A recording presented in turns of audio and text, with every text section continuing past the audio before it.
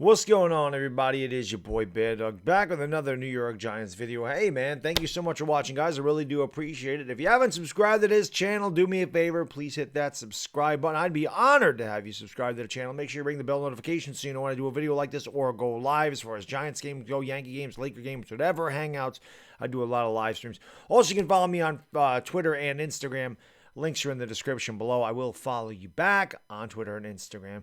I hope you guys will follow me, and thank you for watching. I really do appreciate it. So, happy Monday to everybody, if there's a such thing. I guess any Monday after a victory Sunday is a good Monday.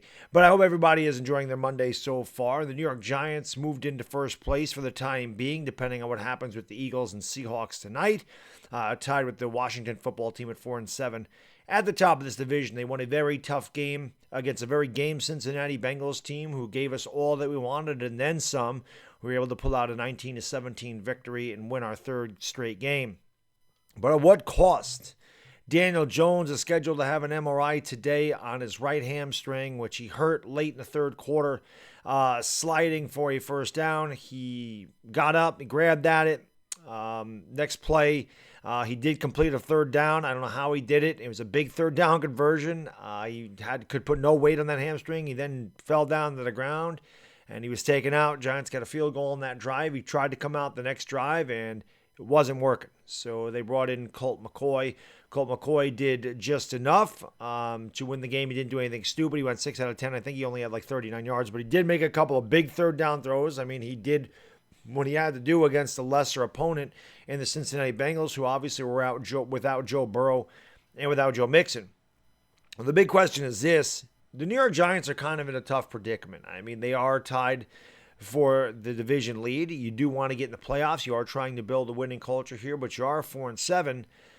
You really don't want to push your future franchise quarterback back too quickly. If he's hurt, I mean, you don't want it to become a very serious injury. We don't know what the injury is. He may be fine. He may have to miss a couple weeks. But this is my question to you guys. And this is the thing. Should the New York Giants bring in another quarterback to take his place? Or do you want to ride with Colt McCoy? Now, Sam Bradford is a guy that is out there. Sam Bradford, I believe, is 32 years old. I loved him in Oklahoma. He was, I mean, one of the best quarterbacks in college at Oklahoma. He was the first overall pick way back when. I forgot what year it was, but I believe it was 2008. I could be wrong about that. 2007, 2008. It was somewhere in there.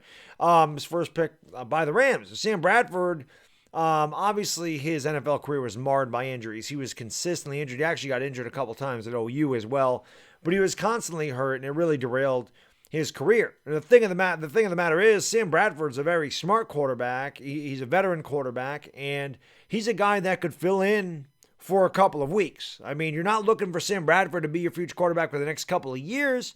It's not like you're asking this guy to, be your future. But he could be a guy that maybe the New York Giants bring in here to take a look at, because I don't know if you want to go into a week with two quarterbacks anyway. A veteran quarterback in Colt McCoy who hasn't played a lot, and Thorson obviously is our third-string quarterback. I don't really know if you want to go into a game with those two quarterbacks.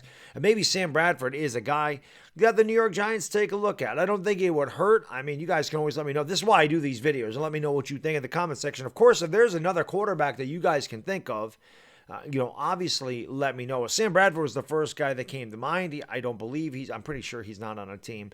I don't remember him being signed by anybody, but he is out there. And, do the New York Giants try to bring him in here for the rest of the season and try to win a couple of these games with him until Daniel Jones gets back? Again, you look at the schedule next week, or at the end of this week, and it's tough. I mean, Washington has Pittsburgh, the Eagles, I forgot who they're playing on Sunday. I can't remember, unfortunately. And then Pittsburgh's got Baltimore.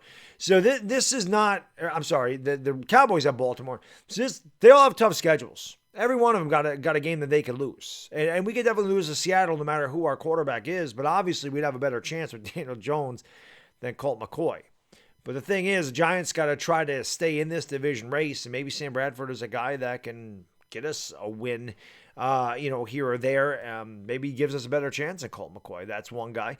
Matt Moore is another guy that I thought of. Now, I believe that he is on the Kansas City Chiefs practice squad. And as far as I know, again, I'm not a rules expert, so I really don't know how this is working in 2020.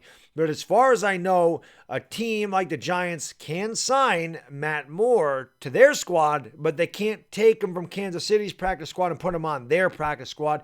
He would have to be on the 53-man roster, which is obviously why we would be bringing him in here. Again, he's been a backup his whole career. It's not like he's going to light the world on fire, but again, he's a very smart, savvy, veteran quarterback. You want these type of guys that could come in and learn a system really quick. If that's what the New York Giants decided to do, again, is Matt Moore a guy that you want to take a look at? I think up until just this past week or a few days ago that McCown was out there, and I do believe that he signed with Houston because that was another guy I thought of. Again, these aren't guys that we're going forward with as the quarterback. What I'm trying to figure out is how we want to get through this next couple of games if Daniel Jones has to miss 2 or 3 games. And again, we don't know what's going on with Daniel Jones. This is all hypothetical. This is just assuming the worst, that he's going to miss a couple of games. So are we better suited to have Colt McCoy play these 2 games? Now, Colt McCoy's been here all year, and again, he's a smart guy. He's been around. He knows the system. Maybe he is our best bet. But, I mean, what do you guys think? I mean, would you want to bring in a Sam Bradford? Would you want to bring in a Matt Moore? Do you want to roll with Colt McCoy? I mean, we all want Daniel Jones. I mean, that's what we want. We want Daniel Jones to be 100% healthy and ready to go. But again, I think if Daniel Jones is 70%, you don't want to take a chance and have the guy really hurt himself, and then he's going to miss part of next year. That'd be the worst thing, because I'm telling you right now, as a guy that works out, as a guy that's pulled muscles and tweaked things and everything else to hurt my back, tweaked a hamstring, blew my calf out, a lot of things, strained my calf a couple of times. When you're favoring an injury, you can injure something else. Okay, you might not even hurt the same injury. You might not even make that worse, but you may hurt something else because you're favoring the other leg. Daniel Jones, obviously one of his best weapons is his mobility, and how mobile will he be if that hamstring tightens up or isn't 100% healthy either. That kind of takes part of his game away, one of his strengths. So, again, the Giants are kind of in a bad predicament. It's unfortunate that it had to happen. Obviously, we're extremely happy to get the W and move into a tie for first place. Like I said, at the moment, it depends on what Philadelphia does tonight. But at what cost? We've had a lot of serious injuries this year. Obviously, Dak Prescott went out with a serious injury. We lost Saquon Barkley to a torn ACL. Joe Burrow just tore his ACL, against Washington. So we've had a lot of big-name players go out, and hopefully, Daniel Jones, it's nothing serious, and he's able to play against Seattle. He's able to be 100%. But I know hamstrings are tricky. That's a very big muscle, and hamstring pulls and hamstring strains don't just heal. We knew this with Odell Beckham. Odell Beckham had hamstring problems a lot his rookie season, and you're thinking to yourself, well, it's just a hamstring. But trust me, you pull any muscle like that, the size of a hamstring, and it can hamper you for a long time, and they're tricky. That's a tricky injury. You really don't know. Sometimes they're very serious. Sometimes they're not serious at all. But again, I don't know what the New York Giants do at the quarterback position if Daniel Jones does have to miss a couple of weeks, and hopefully at the very worst, he only has to miss 2 or 3 weeks, and he's back before the end of the year. I don't want him to miss the whole year. For the first time in a long time, the New York Giants are in first place in this division. For the first time in a long time, this team is actually moving in the correct direction. They've won 3 in a row. They've run the ball, over 100 yards, I believe 6 games in a row now. They're playing a lot better. Their defense is looking really good.